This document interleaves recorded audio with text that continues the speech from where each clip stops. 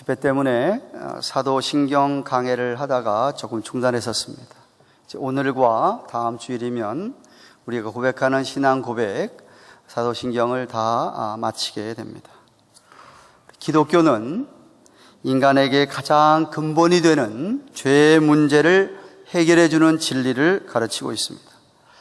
그럼 우리가 믿고 고백하는 사도신경에도 죄를 사하여 주심을 믿는다라고 우리가 고백합니다. 성경은 죄의 죄의 결과는 사망이다, 죽음이다, 하나님과 분리되는 것이다 라고 이야기하고 있고, 그러나 그리스도 예수 안에서는 하나님께서 우리에게 선물을 주시는데 하나님의 은사는 그리스도 안에 있는 영생이다 라고 로마서 6장 23절에서 말씀하고 있습니다. 바로 여기에 기독교의 생명이 있습니다. 우리가 예수 그리스도를 믿고 그 십자가를 믿고 우리의 지은 죄를 고백하고 회개하기만 하면 요한일서 1장 9절에 있는 말씀대로 우리 하나님은 신실하시고 미쁘시고 의로우사 우리의 죄를 용서하시고 모든 불의에서 우리를 깨끗게 하실 것이라고 하셨습니다. 믿으시기를 축원합니다. 그래서 오늘은 우리가 신앙 고백하는 것 가운데 죄를 사하여 주심에 대하여서 살펴보며 은혜를 나누기를 원합니다.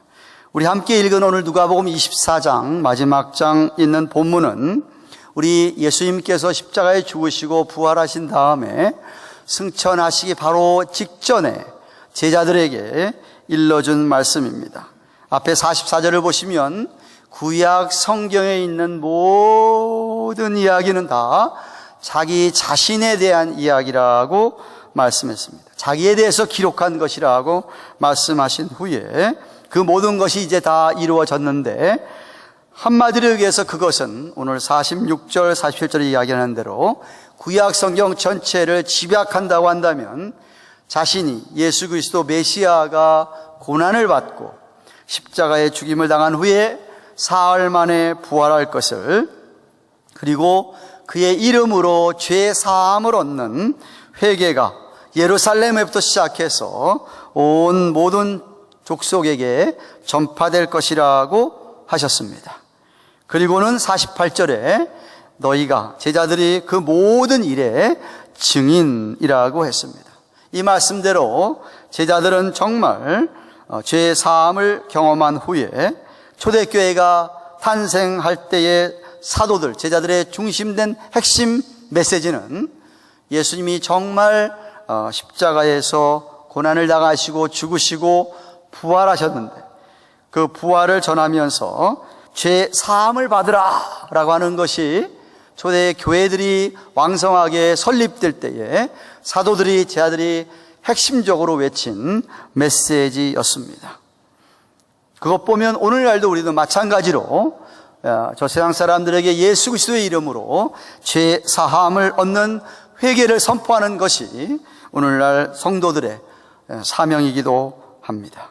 세례 요한도 그 첫 증거가 마태복음 3장 2절에 있는 것처럼 회개하라 천국이 가까웠느니라 라는 말씀이었고, 우리 예수님도 처음 공생 시작을 하시면서 말씀의 선포의 첫 증거도 회개하라 천국이 가까웠다라는 말씀이었습니다. 그런데 여러분들이 죄 사함을 받는 것에 대해서 반드시 알아야 할 것들 몇 가지가 있는데 오늘 그것을 여러분과 나누기를 원합니다. 우선은 죄가 무엇이냐 하는 겁니다. 여러분 생각할 때 죄가 무엇이라고 생각하십니까? 어떤 사람이 여러분에게 도대체 죄가 뭡니까? 라고 물어보면 여러분은 무엇이라고 대답을 하시겠습니까? 우리나라 사람들은 대부분 전통적인 유교나 불교 문화에서 자라왔기 때문에 그 영향 때문에 죄라 그러면 그저 부도덕한 생활, 그 일만 죄라고 생각합니다. 성경에서 가르치는 죄가 무엇일까요? 구약 성경에 이 죄를 가리키는 히브리어 단어가 있는데 약 7가지 이상으로 죄에 대해서 표현했습니다.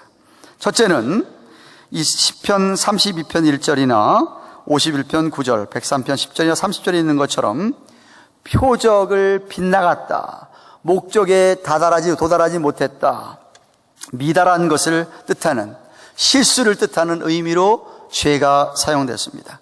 둘째는 왜곡한다는 의미의 부정, iniquity, 부정을 가리킬 때에 그것을 죄라고 시편 25편 11절과 창세기 4장 13절의 말씀입니다.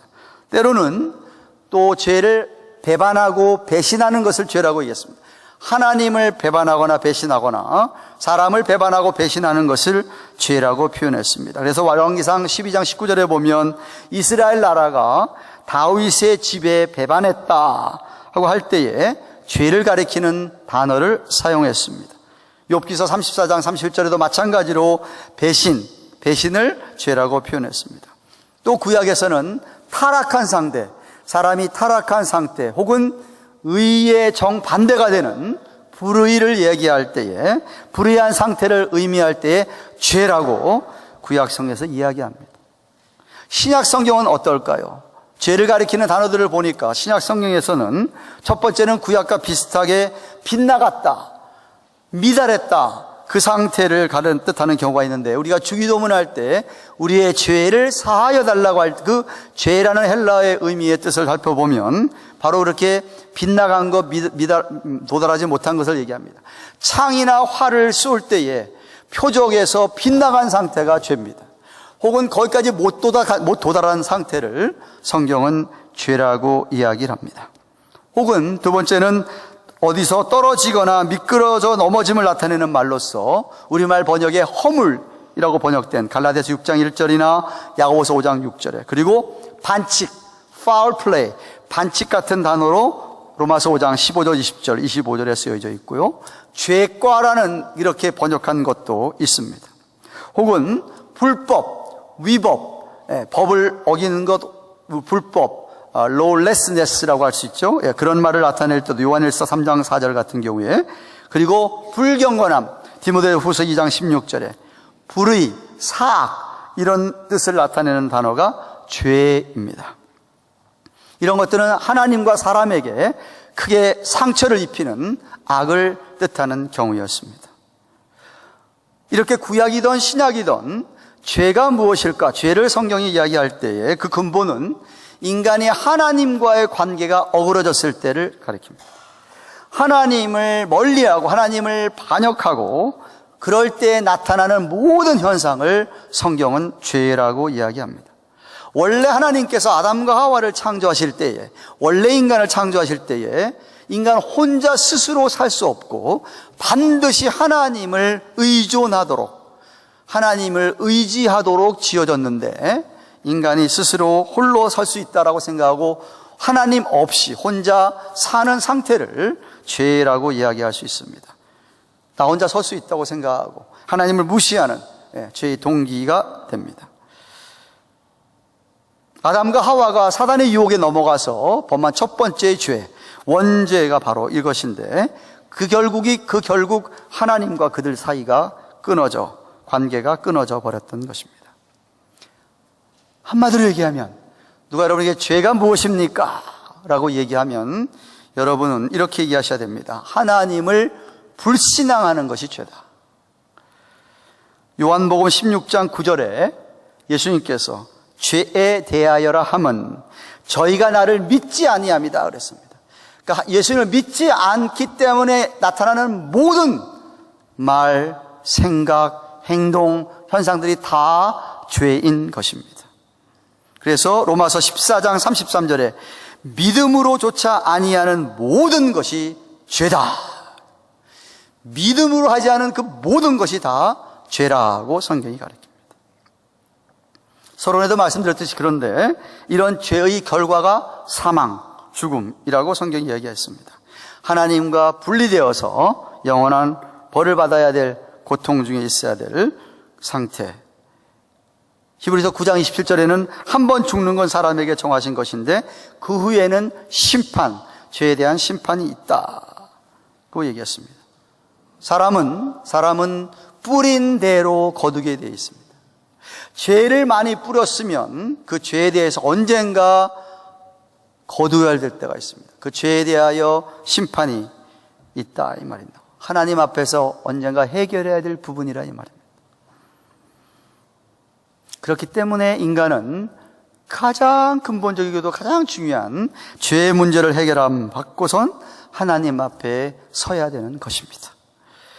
둘째로, 근데 그 죄를 하나님께서 사하여 주신다고 약속을 하셨습니다. 이러한 많은 죄에 대하여 하나님이 그 죄를 용서해 주시겠다라고 하신 성경이 너무나도 많습니다. 구약 성경이 죄를 사해 준다는 표현을 여러 가지로 표현하고 있는데, 첫째는 죄를 떨어버리겠다라는 약속을 하셨습니다. 시편 78편 38절에 오직 하나님은 자비하심으로 죄악을 사하사 멸하지 아니하신다고 하는데, 그 사하다는 히브리 원어의 뜻이 우리 죄가 보이지 않게 다 떨어뜨려 버린다라는 그런 뜻입니다. 둘째는 쫓아낸다라는 의미로 사죄를 쓰셨습니다. 예레미야서 31장 34절에 보시면 내가 그들의 죄악을 사하고 할 때에 주님께서 그 사탄을 쫓아내듯이, 사람을 막 쫓아내듯이 그 쫓아낸다는 단어를 여기 사한다라고 하셨습니다. 셋째는 죄를 기억조차 아니하시겠다라고 약속하셨습니다. 여러분이 너무나도 잘 아는 성경 구절입니다.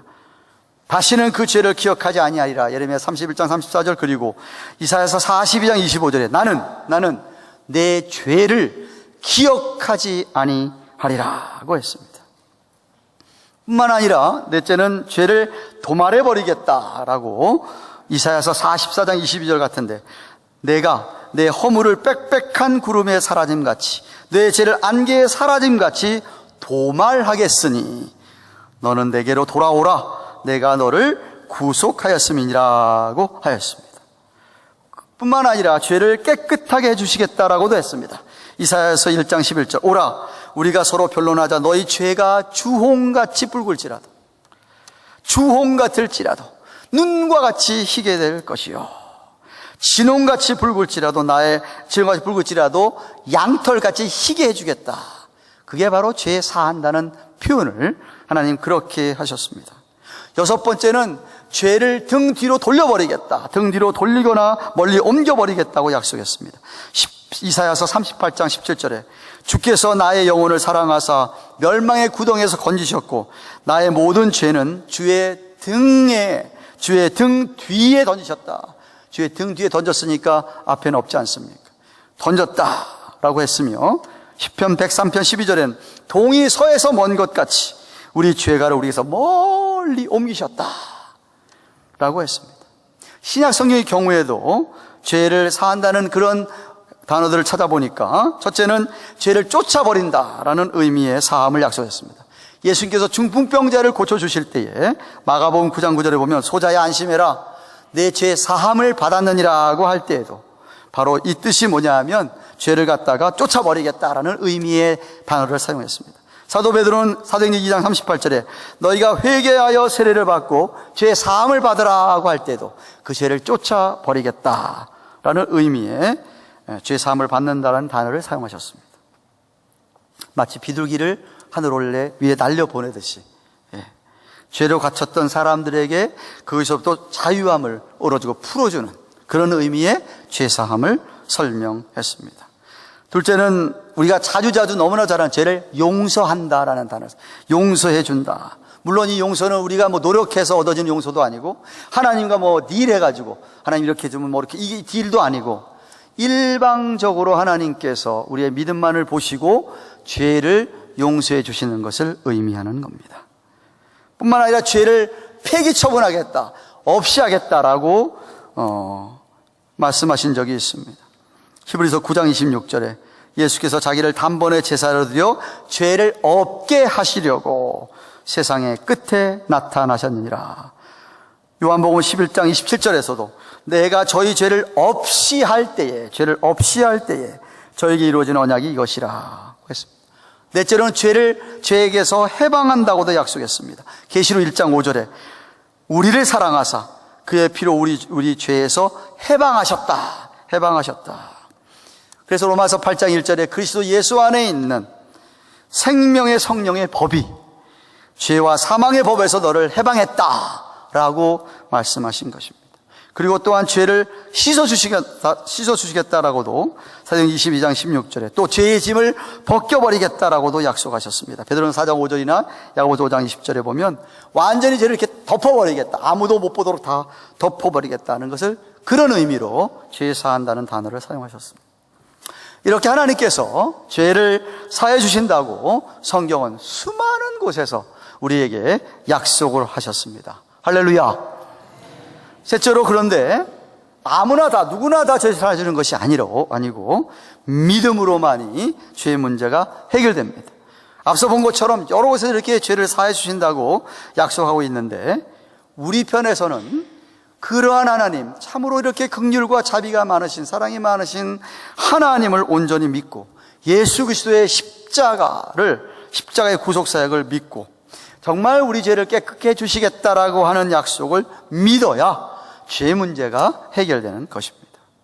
그래서 여러분, 우리가 죄의 사함을 받았다, 죄 문제가 해결되었다라는 그 뜻이 도대체 무엇인가를 여러분이 성경적으로 알아볼 필요가 있는데, 첫째는 법적으로 무죄하다라고 선고해 주시는 것입니다. 죄가 있음에도 불구하고 예수 그리스도의 구속사역 때문에, 그걸 믿는 믿음 때문에 우리에게 너는 더 이상 죄인이 아니라 내가 의인이다라고 칭해 주시는 그러한 은혜를 우리가 받은 것이었습니다. 이유는 뭐냐? 우리의 죄에 대하여서 우리가 당해야 될 모든 벌, 그리고 모든 빚이 해결됐기 때문에 그렇습니다. 예수님께서 십자가의 죽으심으로 말미암아 우리가 우리 죄 때문에 받아야 될 모든 벌을, 모든 빚을 다 탕감해 주시고 없애 주셨다는 겁니다. 마태복음 18장에 보면 죄 용서하는 비유를 할 때에 이런 비유를 하나 하십니다. 예수님께서 어떤 임금이 있었는데 임금 가운데 한 신하가 임금에게 엄청나게 많은 빚을 졌습니다. 오늘날 돈으로 환산을 하면 약 700만 불의 빚을 졌습니다. 그런데 그 신하가 임금에게 그 빚을 탕감해 달라고 통사정을 합니다. 뭐 아내까지 팔아도 이건 다 못 갚던 겁니다. 그렇게 사정을 하니까 임금이 마음이 너그러워서 그 빚을 다 탕감을 해주시는 거예요. 다 탕감해 주셨어요. 우리가 우리 죄 때문에 하나님 앞에 빚이 많고 우리의 죄의 결과로 우리가 당해야 될 그 많은 심판과 무시무시한 것들을 갖다가 주님이 혼자 다 감당했기 때문에 죄를 사함받았다는 사실은 우리 하나님 앞에 빚이 없어졌고 하나님 앞에 받을 벌이 없어졌다는 뜻입니다. 그 뜻이 바로 사함을 받았다는 뜻입니다. 둘째로는 하나님과 이제는 우리 죄 때문에 하나님과 우리 사이가 멀어졌었는데 죄가 해결됐기 때문에 하나님과 우리가 화해하게 되었다, 화합하게 되었다, 화목하게 되었다, 연합하게 되었다 하는 그런 뜻입니다. 멀어졌던 관계가 회복이 됐다는 의미가 죄를 사함받았다는 것입니다. 예수 그리스도께서 그 십자가의 고통을 끝까지 잘 참으시는 순종 때문에 우리에게 주어진 것이 하나님과 우리가 마음껏 이제는 교제할 수 있게 됐다라는 것입니다. 셋째로 우리에게 주어진 것은 그 이야기를 좀 붙여 설명을 하면 그 누가복음 15장에 있는 탕자의 비유를 아시죠, 그죠? 아버지가 그 둘째 아들이 그렇게 몹쓸 짓을 하고 나갔는데도 불구하고 늘 아들이 돌아오기만을 기다렸을 때에 아버지께 돌아오니까 아버지는 그저 두 팔 벌리고 그를 껴안고 잔치를 벌려줬습니다. 아버지 사랑이 그런 것이에요. 아들이 돌아오기만 하면, 아버지가 어떤 분인 줄 알고 돌아오기만 하면, 자기를 사랑해서, 우리를 사랑해서 십자가의 그 아들 예수님을 보내신 기가 막힌 사건을 내가 믿기만 하면 우리 아버지는 언제든지 두 팔을 열고 우리를 받아주시는, 아버지와 다시 관계가 회복이 되는 바로 그런 사실이 죄 사함을 받았다는 뜻입니다. 그리고 셋째는 두말할 것 없이 구원입니다. 여기 제가 얘기하는 구원은 영원한 사망으로부터, 영원한 위험으로부터 우리가 건짐을 받았다는 뜻에서의 구원입니다. deliverance라고 얘기할 수 있겠습니다. 원래 예수라는 이름의 뜻은 마리아가 임신했을 때에 요셉에게 꿈에 나타나서 일러주었듯이 자기 백성을 저희 죄에서 구원할 자라고 하신 것처럼 구원입니다. 깨져버린 것을 도로 이렇게 맞추어주는, 도로 온전하게 해주는 겁니다. 컵을 떨어뜨려서 완전히 박살났는데, 사람은 할 수 없는데 하나님께서는 그 박살난 것을 다시 원래 상태로 다 맞추어서 회복되게 한 것이, 이게 바로 죄의 사함을 받았다는 뜻입니다. 그 단어가 또 이런 뜻도 있습니다. 건강을 잃었었다가 내가 건강이 없었는데 하나님께서 다시 이렇게 건강을 붙여줘서 온전하게 됐다 하는 의미에도 똑같은 죄 사함 받았다는 그 의미가 사용되었습니다. 왜? 영적으로 병든 자들, 우리 다 병든 자들이 우리의 의원이신 예수님을 만나는 바람에 하나님께서 다 고쳐주었다, 그런 의미에서의 구원입니다. 그런데 사랑하는 여러분, 이렇게 지은 죄를 용서받는 데는 과정이 필요합니다. 과정이. 제일 먼저는 여러분이 죄를 인정해야 됩니다. 죄를 인정해야 됩니다. 내가 죄인임을 인정해야 되고, 그리고 내가 그동안 지은 죄가, 알고 지은지 모르고 지은지 할 것 없이 말씀대로 살지 못한 죄가 얼마나 많고 그것이 얼마나 무겁고 얼마나 무서운 죄인 것을 여러분이 인정해야만 합니다. 오늘날 너무나 많은 사람들이 죄를 죄로 여기지 않고 삽니다. 그래서 제가 첫 번째 죄가 무엇인가를 여러분에게 설명을 해드린 겁니다. 어떤 사람은 그냥 다른 사람한테 피해만 안 주면 내가 죄 짓는 건 아니라고 생각을 합니다. 하나님께 사람을 지으실 때에 생명을 불어넣으셔서 유일한 사람만이 영혼이 있습니다. 그래서 그 영혼은 하나님과 관계를 맺어야만 하는, 그래야 살 수 있는, 하나님을 의지하고 하나님 안에서 하나님을 기뻐하고 하나님을 알아가도록 지음을 받았음에도 불구하고 교만하여져 가지고 하나님 없이도 나 얼마든지 살 수 있다, 독자적으로 살려고 하고 하나님 좀 간섭하려고 하면 그걸 거부하고, 더 나아가서 오히려 하나님에게 거역하고 하나님에게 오히려 대항을 하고 하나님을 대적하는 그런 사람들이 얼마나 많습니까? 사회가 타락할수록 이 악한 사단마귀가 이 사회를 타락시키면서 더욱더 이 죄는 정말 전염병같이 번져가는 것입니다. 그래서 때때로 사단은 우리에게 적당히 죄와 타협하기를 원하죠. 이 정도는 괜찮겠지 하고 타협하지는 않는지. 그래서 제일 첫 번째 순서는 저와 여러분이 내 죄를 깨닫고 그리고 인정해야 됩니다. 그 다음에 회개해야 되는 거죠. 믿음으로 회개해야 되는 것입니다. 참된 회개라고 하는 것은 내가 잘못한 걸 인정한 것만 끝나는 건 회개가 아니죠. 인정을 하고 또 그 다음에 내가 그 죄 때문에 벌어진 사건과 일들 통해서 후회하고 앉아있다고 한 그 상태만 가지고는 다 회개했다라고 할 수는 없습니다. 어떤 분들은 죄 짓고 나면은 내가 죄인이니까 나는 죄 지을 수밖에 없어 하고 자기 자신을 합리화하시는 분들이 계십니다.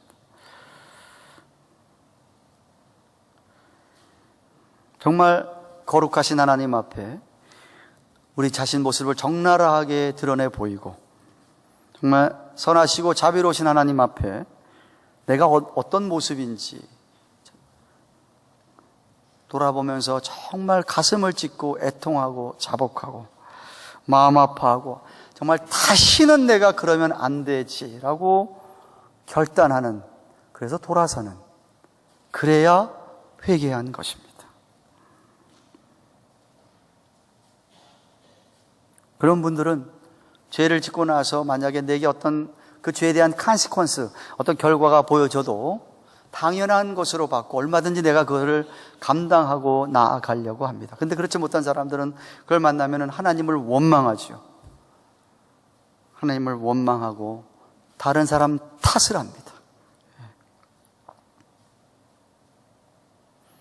회개한 다음에는 마지막으로 필요한 게 뭐냐면 이런 하나님이 해주신 놀라운 약속의 말씀을 가지고 내가 용서함을 받았다는 것을 믿음으로, 용서함을 받았다는 것을 내가 받아들이는 겁니다. 다윗이 시편 30편 1절에 허물의 사함을 얻고 그 죄의 가리움을 받은 자는 복이 있도다. 오직 하나님께서만이 그의 은혜로 죄를 사하실 수가 있고, 하나님께서만이 우리에게 주시는 정말 죄사함의 은혜, 선물인데, 그 선물을 받아 누려야 진짜 죄사함을 받은 것이지, 주시는데도 불구하고 내가 받아 누리지 못한다고 한다면 그 속에 진정한 평안이 있을 수가 없습니다. 그래서 감사하다, 나 같은 죄인 용서해 주시는구나 하고 약속의 말씀을 믿어야 하는 것입니다.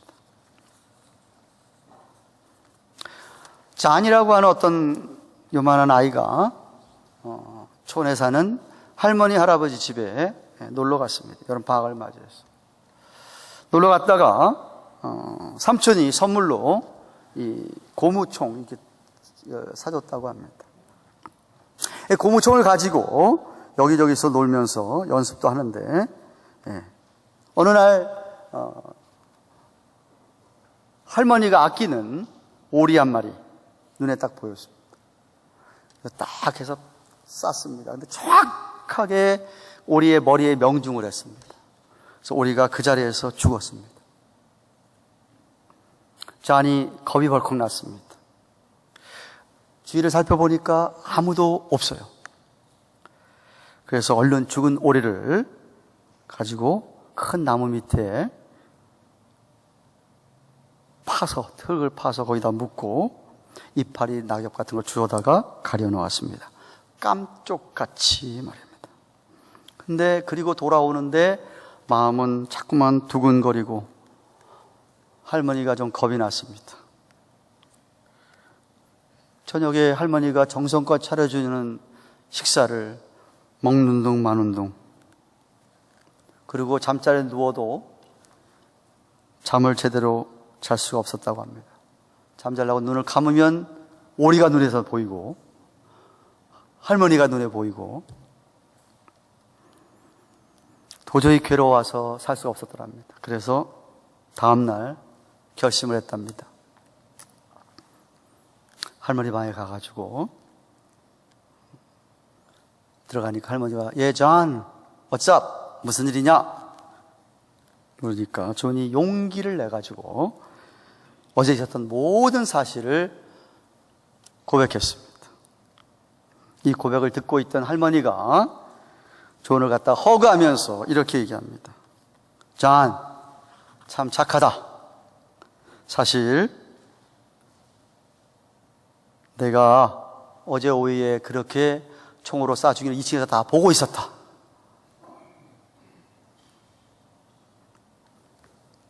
그렇지만 네가 와서 잘못을 고백하니 내가 다 용서해 주마.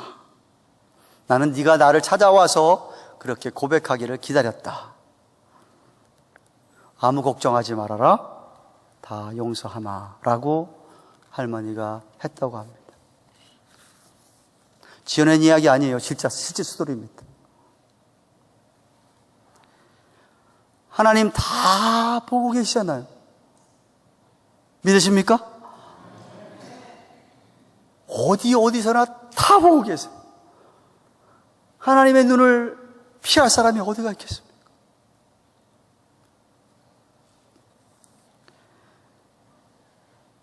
여러분은 진정으로 죄 사함을 받으셨습니까? 여러분 확실히 내 죄가 용서함을 받았다고 믿으십니까? 우리 하나님은 여러분이 고백하고 진정으로 회개하면 다 용서해 주시는 분이십니다. 인간의 죄를 누가 용서할 수 있겠습니까? 하나님만이 용서하실 수 있습니다. 그래서 우리가 고백하는 대로, 우리가 고백하면 용서해 주시는, 죄 사함을 허락하여 주시는 이 사죄의 복음을 확실히 믿으시기를 축원합니다. 먼저는 크고 작은 모든 죄들을 깨달아서 인정해야 하고, 그리고 내 마음을 찢고 애통하며 자복하는 회개를 해야 하고, 그리고는 용서해 주신다고 하는 약속의 말씀을 내가 받아들이고 선물을 받고, 여러분 심령의 평강이 충만하기를 주님의 이름으로 축원합니다. 그런 확신을 가지면 우리가 하나님과의 관계가 회복이 되고 얼마든지 우리가 하나님 앞에 뭐든지 간구할 수 있을 뿐만 아니라 악한 사단 마귀가 나를 갖다가 그렇게 공격하고 유혹한다 할지라도 내가 하나님 앞에 떳떳하기 때문에 우리는 다 이길 수가 있는 줄로 믿습니다. 끝으로 우리가 죄의 사함을 받았다고 하면 두 가지 증거가 나타나야 됩니다. 하나는 조금 얘기했지만 성령께서 여러분 안에 평강을 주셔야 됩니다. 죄의 사함을 받은 사람에겐 그 안에 주님 주시는 peace, 평강이 있게 되어 있습니다. 다른 하나는 다른 사람의 죄를 용서할 수가 있습니다. 남의 죄를 용서하기가 어렵지만 자신의 죄의 문제가 온전히 해결한 사람은 다른 사람의 잘못을 얼마든지 용서할 수 있습니다. 아까 얘기했죠? 마태복음 18장에 있는 비유에 그 신하가 700만 불 넘는 오늘날 그런 많은 돈을 빚을 탕감을 받았는데 자기 집에 가가지고 자기가 부리는 밑에 있는 일꾼이 자기에게 오늘날로 환산하면 약 6,000불 정도 빚을 졌는데 내놔 안 내놔노 이렇게 했던 겁니다. 갚을 거 없다고 사정하고서는 탕감하다니까 때리고 그 사람을 때리고 옥에다 가둬버렸어. 그것을 옆에서 쳐다보고 있던 친구들이 임금님한테 가서 고자질을 했습니다. 임금님이요, 이럴 수가 있습니까? 당신에게 그 엄청난 것을 갖다가 빚을 탕감받고도 세상에 자기 일꾼이 그 정도 돈 못 갚는다고 사정했는데도 용서 안 하고 때리고 옥에다 가뒀습니다. 그 얘기를 들은 임금이 진노하죠. 당장 불러오라고 진노하죠. 그리고 그 사람을 오히려 옥에다 가둡니다. 우리에게 주는 교훈이죠. 우리가 죄 용서함, 그 큰 죄를 다 용서받았다고 한다면 우리에게 잘못한 사람 우리가 얼마든지 용서할 수 있어야만 됩니다. 용서해야 하고요. 예. 사랑하는 여러분들은 늘 죄 문제가 온전히 해결되고 그리고 지은 죄를 용서함 받음으로 말미암아 하나님과 맡겼던 담이 언제든지 다 헐어져서 늘 주님과 교제하고 더욱 친근히 친밀한 교제가 있는 그런 놀라운 축복이 있기를 주님의 이름으로 축원합니다. 기도하십시다.